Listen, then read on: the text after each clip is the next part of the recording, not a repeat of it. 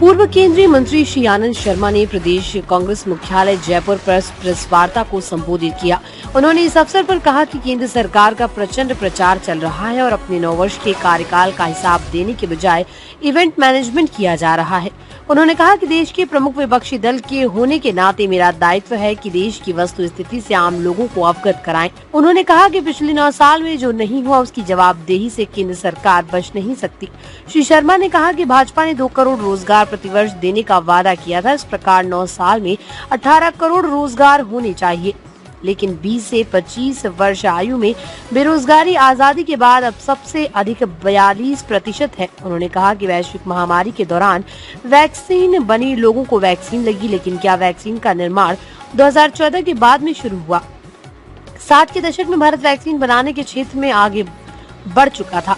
पुरानी उपलब्धियों की चर्चा करें विनम्रता के साथ, उसे बड़प्पन भारत सरकार का होगा। उन्होंने कहा कि जहां तक देश की मजबूती की बात है, उसमें कुछ विषय चिंता के हैं। आज पूर्वोत्तर में क्या हो रहा, भाजपा की सरकारें हैं, तोड़जोड़ की बनाई, जैसे भी बनाई।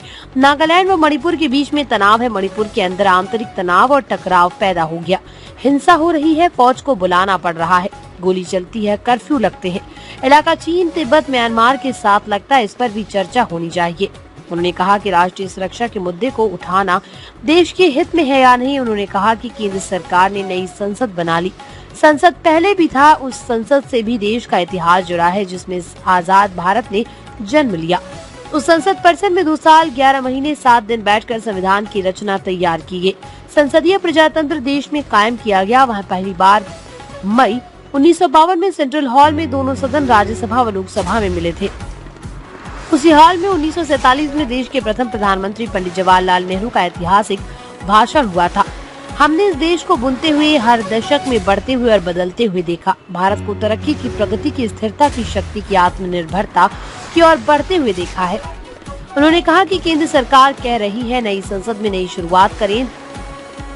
नई शुरुआत, देश के मुद्दों पर चर्चा के लिए विशेष सत्र लेकर आए सरकार। जो विपक्ष की प्रमुख मांगे, जिन विषयों पर बात करना चाहते हैं उसे स्वीकार कीजिए, बहस शुरू कीजिए ताकि पूरा देश सुने कि संसद गूंज रहा है। उन्होंने कहा कि उम्मीद करते हैं कि प्रधानमंत्री व केंद्र सरकार अपने वचन पर रहेगी। सही मायनों में पिछले सत्रों में हमने देखा कि कोई भी विषय स्वीकार नहीं किया जा रहा, दोष विपक्ष को दे दिया जाता। बेरोजगारी, महंगाई, किसान की समस्याओं, राष्ट्रीय सुरक्षा व आर्थिक असमानताओं पर चर्चा कर नई शुरुआत करें। श्री शर्मा ने कहा कि नोटबंदी देश की अर्थव्यवस्था के लिए घातक कदम था, जिसमें प्रचारित उद्देश्यों में से कोई भी उद्देश्य पूरा नहीं हुआ। उन्होंने कहा कि कालाधन समाप्त करने के लिए 2000 रुपए का नोट प्रचलित किया गया, अब उसको वापस बंद करना स्पष्ट करता है कि भ्रष्टाचार पर रोक इस सरकार के बस में नहीं। उन्होंने कहा कि केंद्र सरकार की गलत आर्थिक नीतियों के कारण आज देश में मुद्रास्फीति बेकाबू है, रुपयों का अवल मूल्य चरम पर है।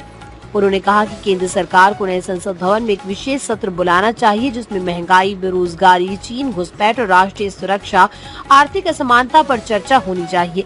उन्होंने कहा कि भाजपा महिला सशक्तिकरण की बात करती है, बेटियों के सम्मान की बात करती है, लेकिन कल संसद भवन का उद्घाटन समारोह हो रहा था। वहीं दूसरी ओर देश की सम्मानित महिला खिलाड़ियों को सड़कों पर घसीटने का विभत्स दृश्य देखने को मिला, वो बेहद दुखद है।